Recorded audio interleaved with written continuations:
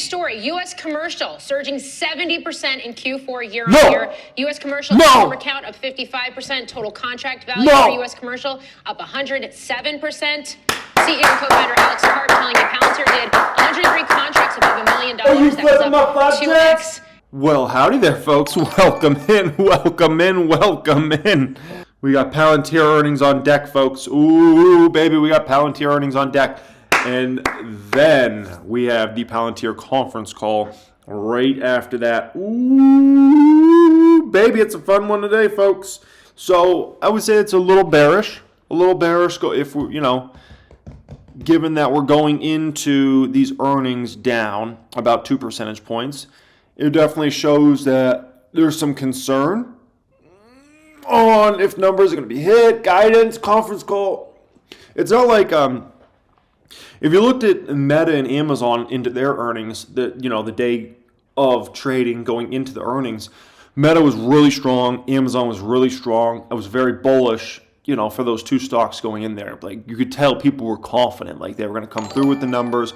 They were excited to buy, they were ready to buy. Palantir here, this isn't that bullish. I'll just be honest with you guys. I mean, the fact that this, and it doesn't mean the stock's going down here after hours, but it's not a great sign when you see, weakness on the day you're going to report earnings. To be down about 2%, that's down significantly more than the stock market, right? I mean, the S&P 500 is down 0.2% or 0.3% or something like that. So to see Palantir down, about 2 percentage points, definitely bearish is the way I'd put it. But once again, it doesn't mean the stock's going to crash on earnings or anything like that. It's just, I would say it's more of a bearish thing happening than a bullish thing. That's for dang sure. First off, Palantir's had a great year. Even if the stock was to go down after hours, it's had a great year. 85% gain on 1 year. I mean, my gosh, that's pretty darn good. Earnings estimates here. We need to go to quarterly. So, analysts are expecting 8 cents of EPS. Okay, so keep these numbers in mind for when we actually get the numbers. 8 cents of EPS is expected. All right, and keep this number in mind. 18.5% revenue growth is expected. All right, 18.5% and 8 cents of EPS. If we see really nice beats on either of those, woo-wee, it's going to be fun. Now, as far as next quarter goes, if they do give us a guidance, which I don't know if they're going to do, but if they do, 7 cents is what analysts are expecting for next quarter. So that's the goalpost. And for next quarter, they're expecting 17.5%. Now, there is a potential that Karp and the team could give us a full year guidance. Okay? So, in terms of full year guide, what analysts are at right now is 29 cents of EPS, okay, and 19.7% revenue growth. So if the company does give a revenue guide for full year 2024, we want to hear 20% plus. If we could hear 25% plus, then we're really talking, okay? But yeah, we definitely don't want to hear, if they do give a guide, we don't want to hear anything under 20%. That would be bad news for the stock, definitely, right? So those are the goalposts to kind of keep in mind here for these earnings, and it is coming quickly now at this point in time. We are now 4 minutes from market close, folks. 4 minutes. Oh boy. Alrighty, chat. How you guys feeling? Are you feeling good about these earnings? Are you scared? Let me know, chat. Are you scared? Are you feeling great? Are you excited? Are you ready to get this on? Let me know. I don't know what the vibes are. I don't know what the expectations are from you guys. Palantir, 8 cents versus 8 cents. Revenue 608 versus 602. So about a $6 million beat on revs. And the economy still has a lot of risk. So I think from a tactical we need guidance. Right now you have Eric, we got our first earnings crossing, so I'm going to interrupt you. Hold that thought. Palantir results are out. Palantir earnings in line, 8 cents per share adjusted. 5 straight quarters of GAAP profitability for the company now. Revenue of $608 million. That was a beat.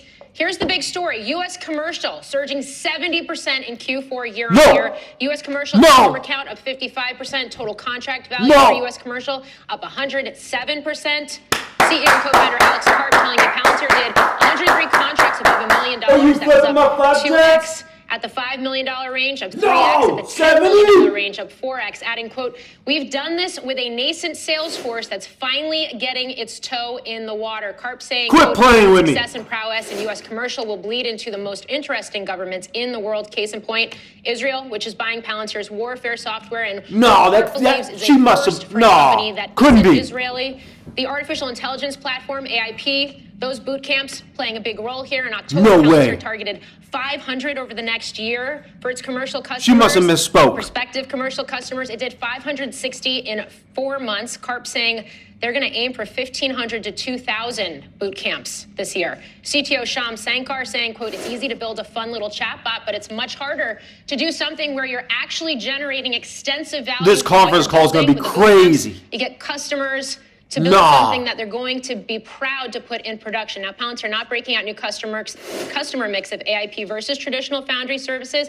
Executives noting AIP integrating across all of the customers, both new and returning. A few more things here. Commercial revenue up 32%. On the government side, revenue growing 11%. On defense, Sankar noting he thinks monetization will lag a bit, quote, because we're in the midst of this long-term secular shift in defense tech of the department learning that it needs to buy software and basically what that process is going to continue to look like. First quarter revenue, 612 to 616 million. That's slightly shy of street estimates, but other metrics for the full year do seem to be pretty strong here. CFO Dave Glazer noting 34% margin in Q4. That's going to come down slightly as the company invests, still higher than the overall 23 margin, guiding for U.S. commercial revenue in excess of 40% this year. That's going to be an acceleration. As I'm talking, the stock's moving higher. It's now up almost 4%. Wow. Final metrics here. Cash flow guidance, $800 million to $1 billion in 2024. And perhaps unsurprisingly, John, Palantir is applying its own Gen AI capabilities to its own company. Karp noting, quote, part of the reason we're making so much money, if I dare say, is these LLMs have made our product even more efficient. We don't just need the same number of people to install it. We can train other people to use it quickly, so we have less people, more success. Stock's higher right now in after hours. Yeah, it's moving around a lot. I sense a little shade in it's easy to build a fun little chatbot. You know, thought you'd like that quote. Who's that aimed toward? Who does that shade belong to? Well, that's a good question. I guess we'll have to let them. Maybe they'll have to ask on the call. Yeah. Okay. All right. Well, let's go back to our panel because we were just talking about Eric. We were just talking about. There's a lot to go through here, folks. There's so much to go through. There were some really good things I just heard and some really not so good things I just heard. I'm like, holy smokes, this is all over the flippin' flapjack in place. And why do they not have it on their investor relations page yet? What is going on, Palantir? Come on. Like, why does CNBC get all the numbers and we're still waiting here? I mean, come on. Come on. Are you serious?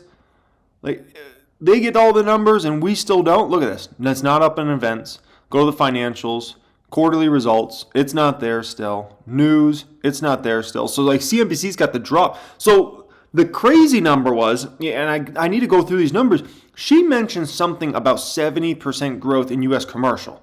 That's insane. They're most hurt by the constriction that we've seen in lending. Wow, 7% move. Yields, Palantir just crossed. Going higher by what the Fed it could hit a 20% move by that, and they're feeling the effects. And meanwhile, you have these high cash flow secular growers that are continuing to put up the numbers. And so, although there's been a sharp outperformance in these mega cap names, we think that it's that relative outperformance is justified. It's got to be government holding them back. And will continue from here. Bob, I think about Chair Powell's comments in the 60 Minutes interview over the weekend. He basically reiterated what he said at the FOMC press conference last week. But he was pretty blunt in saying that, like, you know what?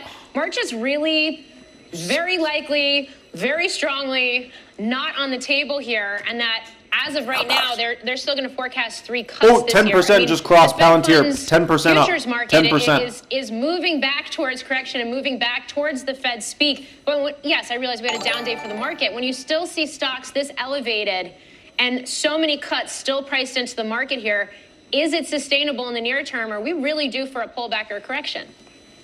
Morgan, obviously we'll get one at some point in time. Who knows what the cause will be, but I think you can't have it both ways. You can't have the economy accelerating and double-digit earnings growth, which is still the consensus, while at the same time, inflation comes down and the Fed cuts, you pick your number 5-6 times. One of those things doesn't make sense.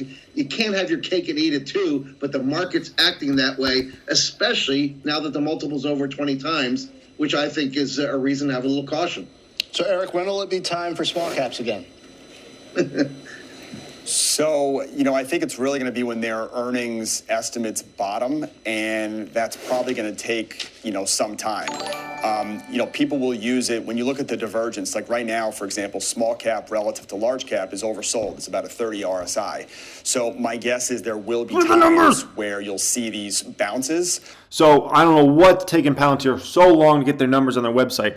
Guys, hit up Palantir over this next week or two and tell them, put their dang numbers on their website a lot faster. We shouldn't have to use all these other services and stuff to see the numbers. Should hit the website as soon as the numbers come out. So Palantir, non-GAAP EPS 8 cents in line. Revenue $608 million. That beat by, we can call it $5 to $6 million roughly. Q4 non-GAAP EPS, revenue was up 19.6% year over year. Commercial revenue grew 32% year over year and 13% quarter over quarter. Okay. Government revenue, bad, in my opinion. Government revenue grew 11% year over year. So government revenue is just in a tough place right now. Customer count grew 35%. I can tell you Wall Street's going to love that number. 35% customer count up? Yes. Adjusted income, and a lot of Palantir shareholders in general, they're looking at customer count. They want to see customer count grow. It's great news. Adjusted income from operations, $209 million, representing a margin of 34%. Cash from operations, $301 million. You gotta be flipping my flapjacks. Represent 50% margin. It's incredible, how fast Palantir's turn their financials around. My gosh. Still sitting on a 12% move upside for the stock right now, by the way. Let's go ahead and put this over here. Oh! Zach, the Big Buffett. Oh, everybody say thank you to Zach, the Big Buffett. Give him a big thank you. Give Alex Karp a big thank you too. But make sure you give Zach a big thank you in the chat. Holy smokers, that's no dang jokers. Adjusted free cash flow, $305 million. Cash and cash equivalents in short-term U.S. Treasuries, $3.7 billion. Q1 outlook, 612 to 616. That was low compared to what were analysts at for Palantir here. So 612 to 616. Analysts were at 617. So we can call it the midpoint was what, 615, let's call it. So that'd be about $2 million under where analysts are at. So this is where things are strange because that doesn't sound that exciting. But then we heard something about the 70% number. 2024 outlook, revenue 2.6 to 2.66 billion. Let's see, and that's for 2024. So 2.66 billion, let's just say, okay? 2.66 billion. And analysts were at 2.66. So basically, Palantir is given a guide here that is exactly in line with where Wall Street's at. They're basically not expecting to do better. Now, you could look at that as a few things. You could look at that as one as, oh, that's not that exciting. They're just guiding whatever Wall Street was expecting. The second way you could look at that is, well, you could just guide whatever Wall Street's at, and then if you obviously do better than that throughout the year, you come in with earnings surprise after earnings surprise, and you play the game of Wall Street. The game of Wall Street is beating analyst expectations quarter in, quarter out, right? So I don't know. None of us will know the answer to that right now, but that is a factor that we got to at least consider there, is maybe they want to play the game of Wall Street, come in and beat. U.S. commercial revenue in excess of $640 million, representing growth rate of at least 40%. Adjusted income from operations, $834 to $850 million. Adjusted free cash flow of $800 million to $1 billion. Okay, now we're talking. GAAP operating income in each quarter of this year. So basically Palantir says, we're profitable. We're profitable. Expect an operating income in each quarter this year. GAAP net income in each quarter this year. So the old story about Palantir not being a profitable company is just out the window now at this point in time. They said, that's old Palantir. Oh, just hit 14%. I tell you guys, it was 20. It was 20. It will not be satisfied till that baby gets 20. It will not be satisfied till it gets 20.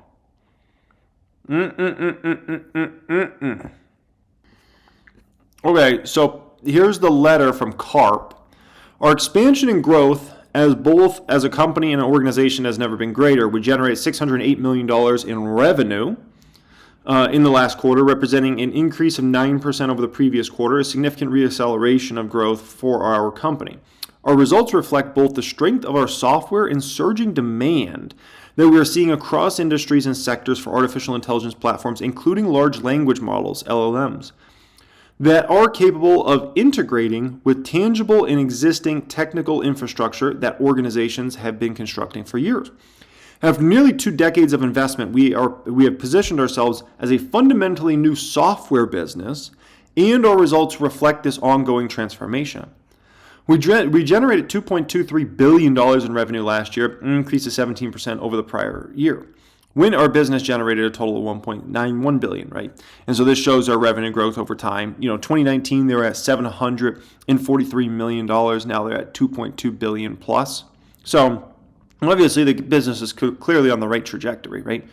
Our U.S. commercial business continues to be a significant driver of growth, a trend that we expect to continue. There's our 70% number. In the U.S. commercial market, our revenue increased 70% year over year to $131 million in Q4 from $77 million the year before, bringing our total U.S. commercial revenue for 2023 to $457 million. We now anticipate that our U.S. commercial revenue will exceed $640 million in 2024, which would represent a growth rate of at least 40% from last year. Wow.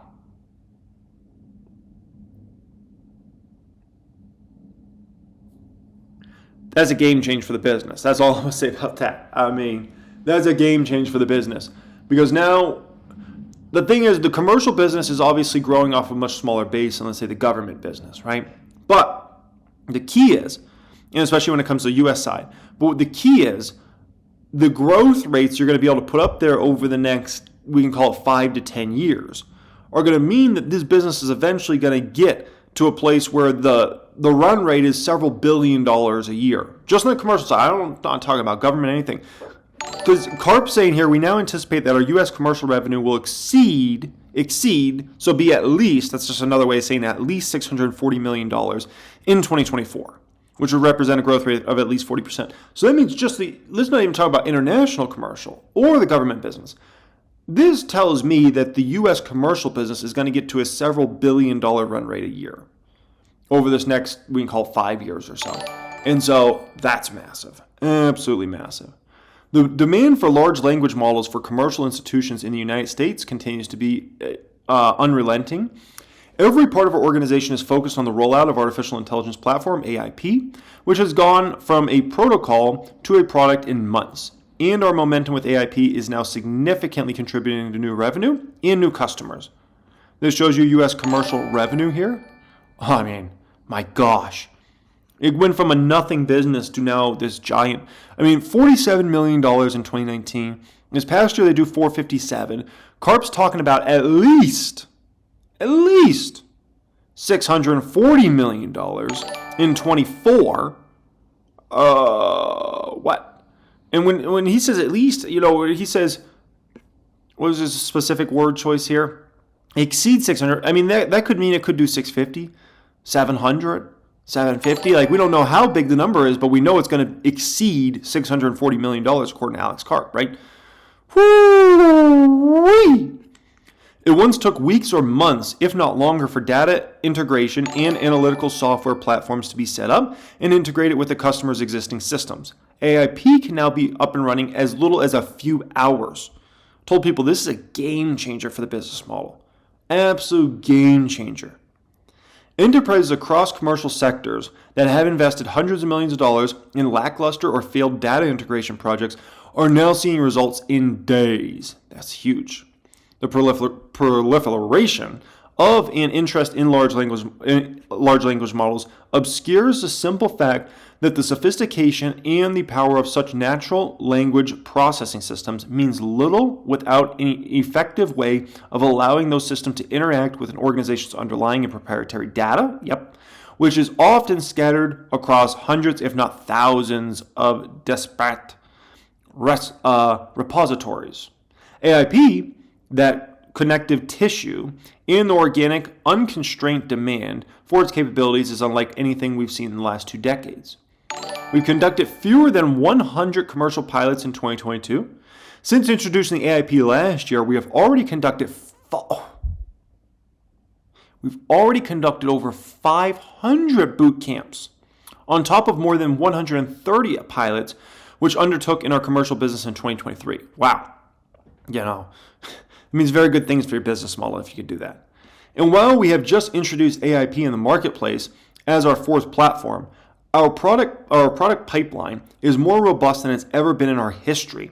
AIP is the future of our company, and we believe that it will become the dominant platform for the entire industry? Carp.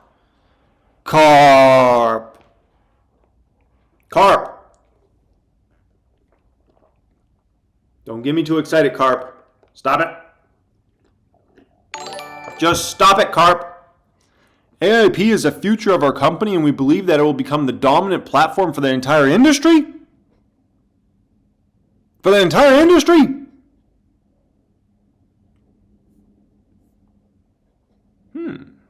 Our progress is not limited to our sales expansion. We are also reshaping the efficiency of the whole company as we continue to focus on profitability across our organization. We generated another record profit last quarter, the largest ever in the company's 2-decade history. I mean, look at the change. 2020, $1.1 billion net loss. This past year, $210 million net income. And now, over the next 5 years, things are going to get really fun. Because once you've done the flip, now it's about ramp. And next thing you know, all of a sudden you're going to see $1.1 billion net income. And that's going to happen sooner rather than later. In Q4 2023, we generated a profit of $93 million, cementing our 5th consecutive profitable quarter and making 2023 our first profitable year since our founding. Consequently, by the way, if anybody bought Palantir stock in 2022, man, you were the winner chicken dinner because you got the timing perfectly right. Consequently, we continue to be eligible for inclusion in the S&P 500. Yeah, we're still waiting on that. It's going to be an exciting time whenever that happens. Look at the net income by quarter here, okay? So in Q1, it was $17 million. Then it went up to $28 million. Then $72 million. Then $93 million, right? I mean, it doesn't take a rocket scientist to figure out that is a very compelling climb in net income. Very compelling. We remain committed to building a business that will survive and thrive in any type of macroeconomic environment. As at the end of 2023, we maintained $3.7 billion in cash equivalents in U.S. Treasuries, representing an increase of $1.1 billion from the year before. Our company was built for the world as it is, not as we hope it might be. I like that. Very well put, Alex Karp. And the world has proven to be far more disjointed and dangerous than many would have predicted. As a result, we remain one of the few companies from Silicon Valley whose interests, both financial and geopolitical, remain fundamentally aligned with the American and global publics. That's awesome. Okay. Good afternoon. I'm Anna Saro from Palantir's finance team, and I'd like to welcome you to our 4th quarter 2023 earnings call. We'll be discussing the results announced in our press release issued after the market close and posted on our investor relations website.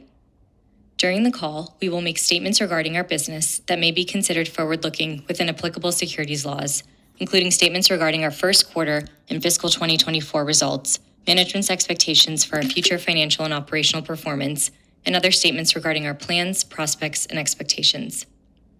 We closed out the year with $608 million in fourth quarter revenue, representing 20% year over year and 9% sequential growth. Accordingly, our platforms focus on tools, not tuning, on transforming business processes, not seeking iotas of insight. AIP is the AI-powered operating system for the enterprise, not a Q&A bot, not an agent framework, not a way to dabble, but a way to deliver. Fourth quarter commercial TCV book was $699 million, our highest commercial TCV quarter in the company's history, representing 156% growth year over year and 74% growth sequentially. With that, I'll turn it over to Alex for a few remarks, and then Anna will kick off the Q&A. Carp emojis, carp emotes, carp emotes. Welcome to our earnings. There's really so much to say. If you took the total number of people, total number of enterprises that are doing AI of any kind, including algebra, and said it would be probably less than the 300. We have 300 customers that are creating operational results using our AIP product. Operational meaning, define it how you want. I'm defining as they'll pay $1 million or more for it. Thanks, Alex. That concludes Q&A for today's call.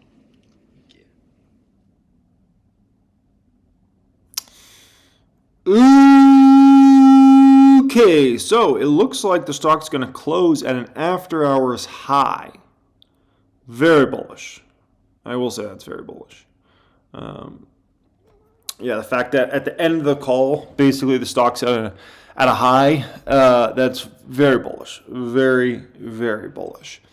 You know, if the stock had weakened, it kept weakening, and, you know, it finished, let's say, at 1910, 1915, you say, okay, you know, wasn't that exciting, but the fact that the stock is closing at a new high as soon as the call ended, that's very bullish overall. So, good conference call. Wasn't anything there, and I'll listen to the call again tonight likely, wasn't anything there that was shocking to me in terms of, on the conference call that I heard initially, at least, that I was like, whoa, what? Like, that's insane. But a good conference call nonetheless, I thought. So happy overall, happy with the earnings. I would have loved to see a better guidance number for full year 2024. I would have loved to see them talking about 25% growth rates. My hope is maybe they sandbagged and maybe they come in throughout the year and they beat analyst expectations. That's my hope, and their own expectations throughout the year, and they come in and, make it happen. And, everybody kind of looks and they like start to expect Palantir to be a company that's going to beat on the top line, bottom line, quarter in and quarter out.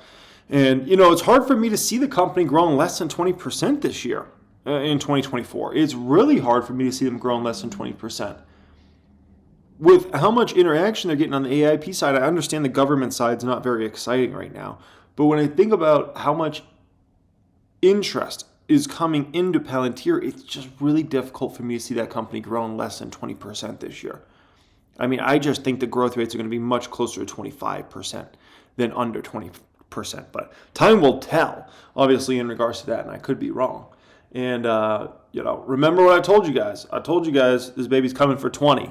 And look at, we're about to end this live stream, and look where that stock's at. 1995. Yep, 1995. I told you guys this baby wants 20, and it is just about there, right? And I called that like way long ago when the stock was like 17 something. I said it's coming for 20, and man, it's almost there. So, anyways, guys, already. So, all right, guys, peace.